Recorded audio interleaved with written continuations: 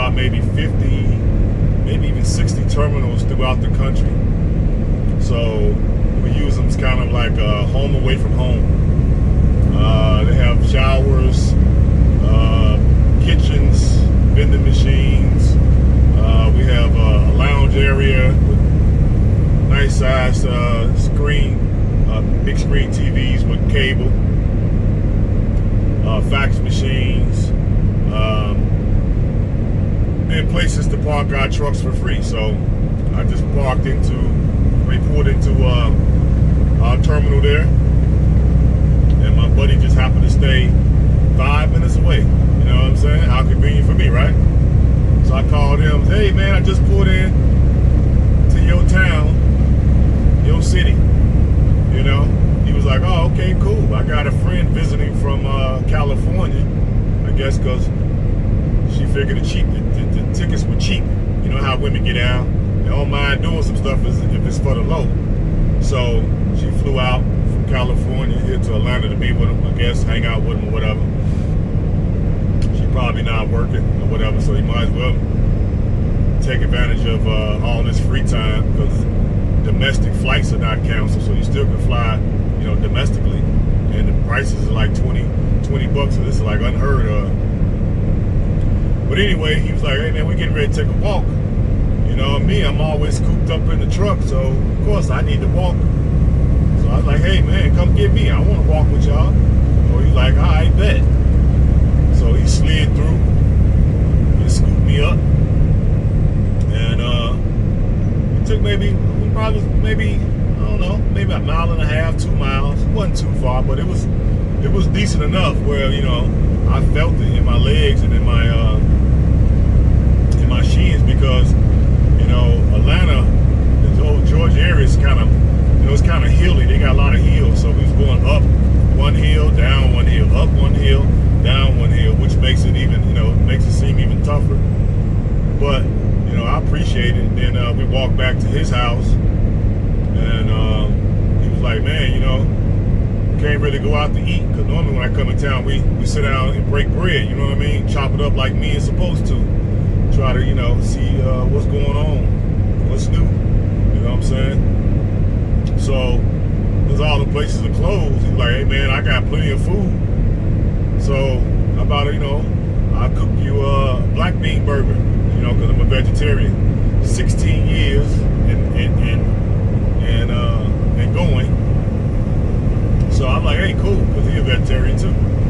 So, man, it was off the chain. I don't even know why. I'm gonna have to text him back and figure out what brand that was, because it was damn good. I mean, I ate like, you know, I hadn't ate before. You know what I mean? He got ready to hand me a avocado to go with it. I had already finished the burger. I was like, I'm already finished, man. He was like, man, you just sat down. I was like, hey, man, I ain't playing no games with no food. You feel me? Food is not to be played with. You know what I mean? So we laughed and joked, and we talked about the cold beer flu, and how it got everything screwed up, and how we you know, figured that this is the new normal. You know, it's going to be a lot of businesses closing. We talked about that. It's going to be a lot of bankruptcies, and you know, this is going to be a telltale sign for little guys. Mom and pop operations, they finna pretty much be wiped out. So the big mega corporations and mid-sized corporations finna just take over pretty much every industry now. All the mom and pops finna be wiped out. You know what I mean? But you know, it is what it is. You know what I mean? Right at this point, it's like a snowball going downhill. It's already got plenty of steam, so you either get out of the way or get ran over. You know. But at the same time, something like this eliminates a lot of industries. It also creates vacuums. So us as red pill men, Mgtow men, we should be trying to discover these new vacuums and exploit them, so we can benefit, you know, from the ground up. Because this show gonna create vacuums. So I'm definitely on the hunt for what's gonna be new, because I'm seeing now delivery services are really gonna be big thing in the future, because this is finna set the, you know, it's finna set the standard. You can order whatever you want and get it sent to your house and just pay a nominal fee, as opposed to going to the store and waiting in line and spending time that way. So I'm thinking about maybe starting a delivery service, sort of like that Go. I think it's called Go Puff. Yeah, I think it's Go Puff. I'm thinking something like that. But right now, of course, I ain't got the type of money, because the banks are gonna, the banks are gonna tighten up this money. I hope y'all know that they definitely gonna tighten up this money. So you ain't gonna be able to get money for these projects. So I'm thinking, instead of having a warehouse full of these things, just get it to the point where my delivery person is going to go to the store and pick these things up for the client and take it to them, something like that. You know what I mean? But instead of just taking one order there, maybe take 2 or 3 orders. That way you can cut down on duplicate runs. Make just one run, maybe wait till 5 people order, and then just run to the store, grab everything for 5 people, and then make the deliveries, something like that, until maybe I can build it up enough where I can have a warehouse down the line. But this is it's definitely gonna create some vacuums that we should be looking to take advantage of.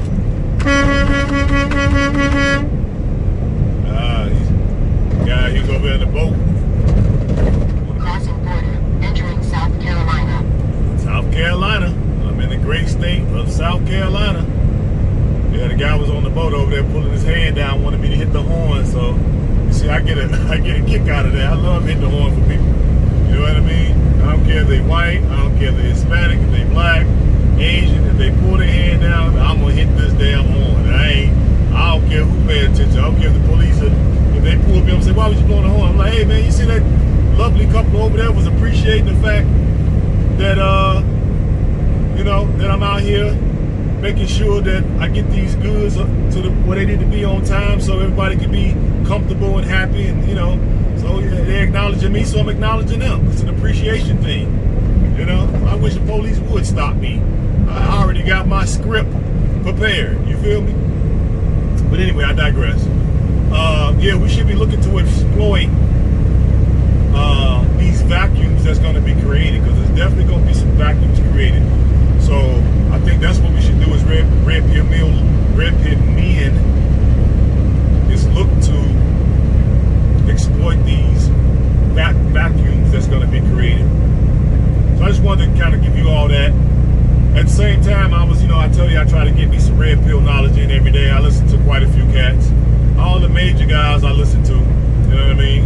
Of course, Sandman, I used to listen to TSM,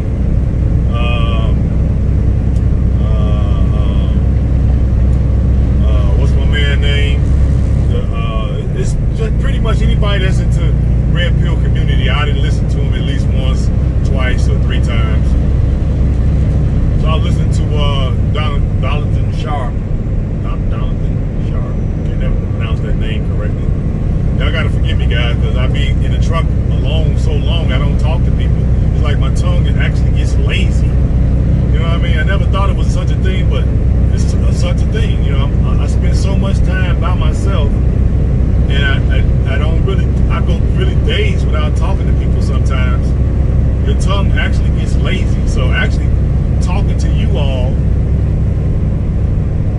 is helping me to, give my tongue some actual exercise, which is crazy, but it is true, because I'm having a hard time pronouncing things that normally I have no problem pronouncing, but it is what it is. I digress again. But anyway, he was on his show, I don't know if he did it yesterday or today, and I pulled a little bit out of what he was saying, and I wanted to address it, and it's double standards. He was actually talking about a different subject, but double standards came up in the mix of that, and I wanted to just pull that little nugget out of his conversation, or his education, or his lesson today, and talk about the double standard between men and women. Men and women are not equal. Let me start off by saying that. we are not equal. No way, no how. Right? We're both equally important, but we're not equal. Okay? So, if you guys are still dating or pumping and dumping or even if it's just in your family, even if you're a Mgtow monk, you're going to experience certain things. Even if you're not dating women, you're going to get this confrontation from women to basically, they want you to verbalize or acknowledge that they're equal to you. And I'm saying no, they're not equal. And in the case of a relationship, let me give you a few, for instances. We should just assume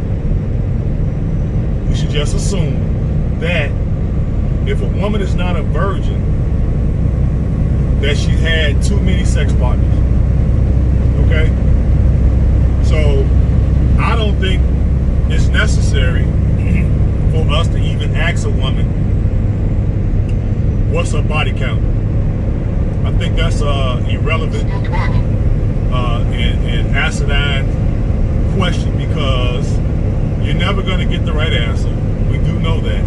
But my point is, why even ask? Because you should know. If she's not a virgin, you should already know that she's had too many on her body count. Right? And a woman that had a body count really have a hard time being faithful. That's number one.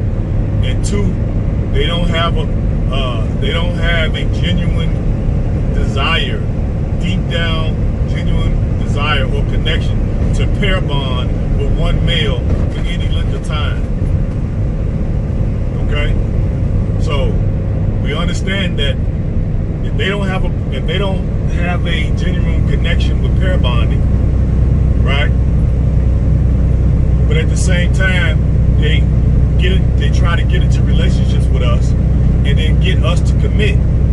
We should resist that at all costs, because that woman cannot commit to you because she doesn't value pair bonding. And the reason why she doesn't value pair bonding to the degree that we do is because she has a high body count. So that eliminates, I would say, 99% of the women, or whatever, 98%, 97%, whatever percentage you want to pick, because they don't value chastity no more. Okay? The girls are giving it up younger and younger and younger. And every time they put a notch on their body count, it actually takes a part of their soul. So this is why women are hitting the wall a lot earlier. If you notice, I'm seeing women at 29 looking like 39. Okay? So I believe we can start moving the wall number back from 30 to 28. And depending on how many notches a woman has on her belt, we could probably move it back to 27 or even 26. Okay? So what I took from the talk was, we should not be asking women about their body count. It should be presumed that it's too high. Okay? And when they're trying to get us to commit to them, we're like the I guess I can sum it up as like being in musical chairs. Okay? We done danced around the chairs, we done went around the chairs, the music is playing, and then all of a sudden the music stops, and guess what? We couldn't get a seat. So we're the last man standing. So she tries to get somebody to commit just to prove to other people that she can get a man to commit to her.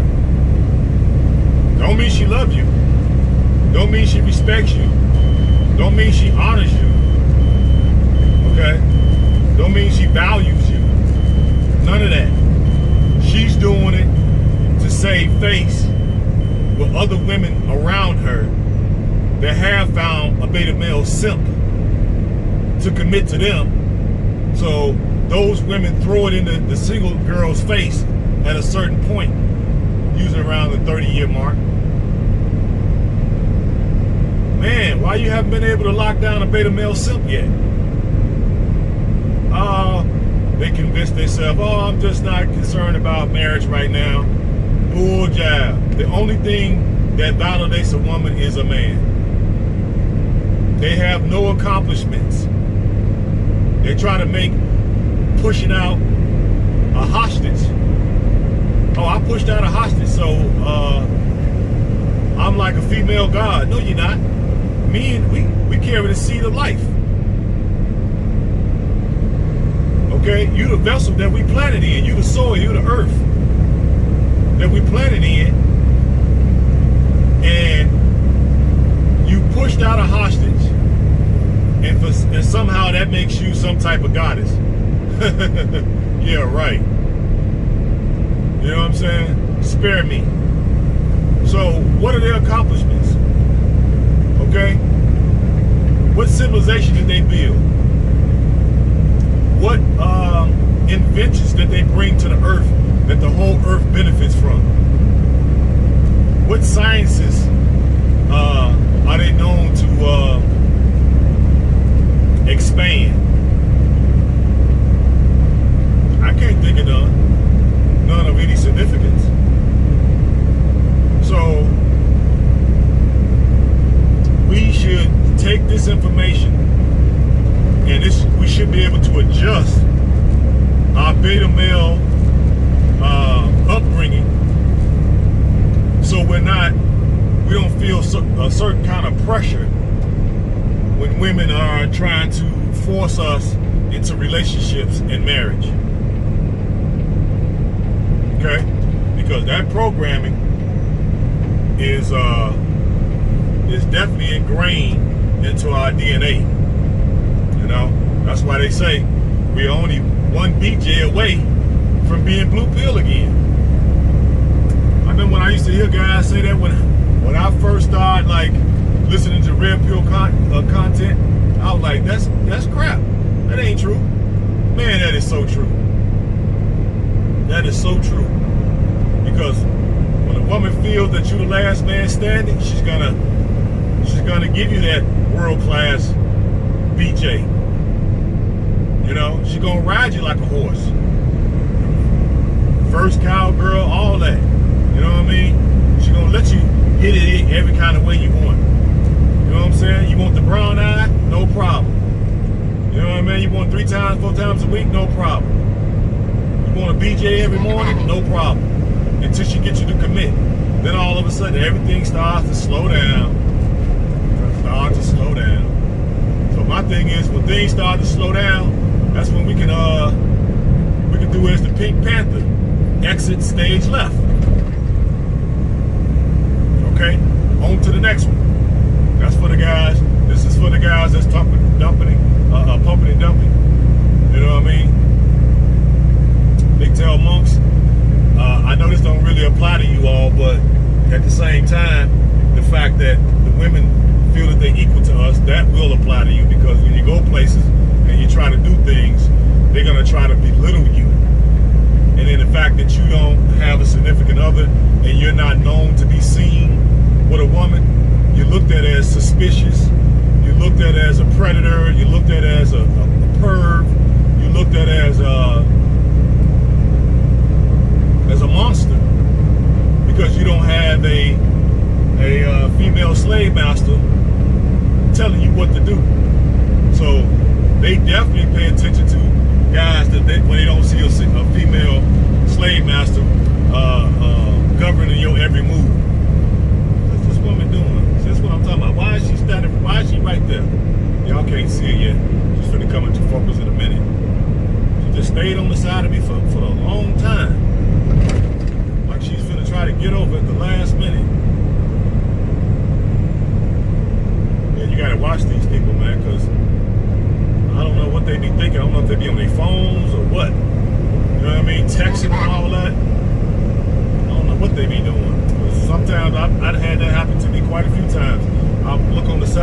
person, and all of a sudden they try to get over. I'm like, do you not see this big 18-wheeler, 80,000 ton, 80,000 pounds? What the hell? But you know, anyway, I digress. So yeah, fellas,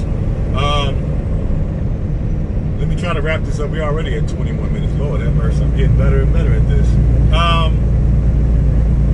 Yeah, so yeah, we don't need to ask women what's their body count no more. So that we should just basically take that out of our lexicon, because if they're not a virgin, then we should just presume that they have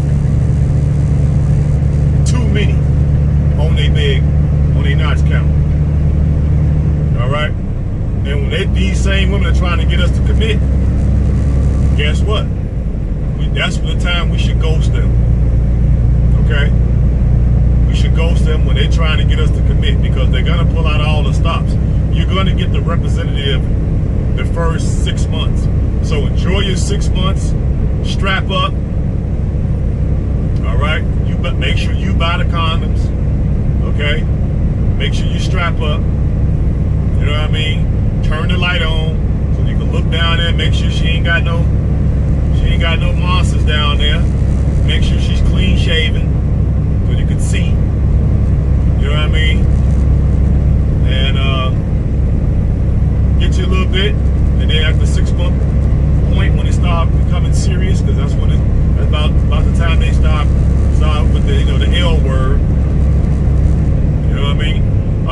Here's a good way of how to handle the L word. Just give y'all this little nugget of information. Every time a woman tells me she loves me, I tell her, I really care about you too. That's how you handle it. I really care about you too. And if they say, oh, well, you didn't say you love me back. Well, do you want me to lie, or do you want me to tell you the truth? And they're going to say, well, I want you to tell me the truth. Okay, then, well, I really care about you. It takes me a long time to love, because I've been hurt in the past. This is how you deal with that. I've never had a problem dealing with it, and I still would get sex after that. Months and months and months. Because now the woman feels she has to prove herself. So now I get even better sex. You know what I'm saying? When she's on that time of the month, I get a consolation prize every day. Okay? Little jizz in the throat, the whole nine. This is how you handle the L word. I really care about you too. And if she say, well, you didn't say you love me back. Do you want me to tell you the truth, or do you want me to lie? Of course they're gonna say tell the truth. And you can say, well, I've been hurt in the past, so I take my time loving now. But I do care about you a whole lot. I really enjoy your company. You tell the best jokes, even though women tell terrible jokes. I like your cooking. I like the fun that we're having. You run down a list of all the things that you like about it. Okay? But you tell her the reason why it takes you a long time to love is because you've been hurt in the past. Now she's going to pull out all the stops. So you might get you 6 more months of world-class sex and world-class BJs. Okay? I've done it. Because before, when that word would come up, I would panic, and she could sense that, and it would end up breaking the relationship up earlier than I anticipated. Okay, but using it the way I'm saying extends the relationship even longer. And then when they really start trying to get serious at the 6 months or at the 1 year mark, then you can just politely pick up your ball and go home. No harm, no foul. Okay. You can give her a reason if you want to. Me, most of the time, I don't give them a reason. I let them stumble around in the dark. Okay, trying to figure out what they did wrong. Okay. So the first thing they're gonna ask you is, what did I do wrong? Tell me what I did wrong. Why should we be giving them ammo to use against another good man? They're gonna take that information that you gave them. They're gonna process it. Of course, they're gonna put their own spin on it, and then they're gonna use somewhat of that information against the next suspected beta male cuck. and we can't just say, oh, that's too bad for him, because at one time we was all beta male cucks. We came up out of the programming, so sometimes it takes some brothers a little longer than others. So I don't throw them guys under the bus totally, you know. I try to look out for them, and when I see that you can't rationalize, you can't talk to them, I give them air. But I do drop seeds in their mind that's probably going to cultivate later on, okay? But okay, we had 26 minutes. Let me get off it, guys. I love you all. This is the great state of South Carolina that you're seeing now. No traffic. It's Saturday afternoon, and I'm on my way to New Jersey. Nice run. I feel good. I feel strong. I'm not coughing. I'm not sneezing. My throat is not sore. Just had me a little cup of coffee, just to kind of, you know, I try to enjoy a cup every few days or so, 3 days. I think I haven't had a cup in about 4 or 5 days. So I'm trying to just break it down, because I had started back, just break it down to 1 cup a week, just as a benefit. You know, I used to drink it a long time ago, especially when I was in prison. Back then, we couldn't. If you didn't have money to eat, what you would do is you would make coffee. You would drink coffee all day, and that coffee would get in your stomach and kind of fill you up. So I used to drink coffee, I think I went to prison at 17, all the way up until I was like 30. I got out at 27, but I drank coffee till I was like 30, then I kind of stopped. So I'm drinking it again, but I'm gonna keep it to this 1 cup. 1 cup a week is like a reward or whatever. But all right, guys, subscribe to the channel. Tell some other guys. I'm sure some nuggets in there. I know I jumped all around, so y'all gotta forgive me, man. I'm not gonna be on no script. I'm not writing nothing down. It's just gonna come from the heart. I have plenty of experiences. I got plenty of homeboys.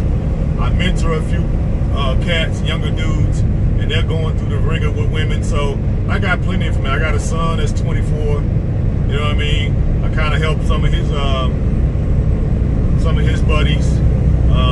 So I'm just gonna share what I got, man. I'm not gonna write nothing down, and I'm gonna jump all around the board. But I'm sure people, each one of you guys, are gonna be able to take a little bit from the conversation, and it's gonna help you in your life, because we all go through the same experiences, no matter what's our ethnic background. Okay, because women are corrupt all across the world, so it doesn't matter where you go. Some may be a little bit more, some a little bit less, okay? But here in the West, we know they're totally corrupt. So that's the talk for the day, guys. Love y'all. Peace and hair grease.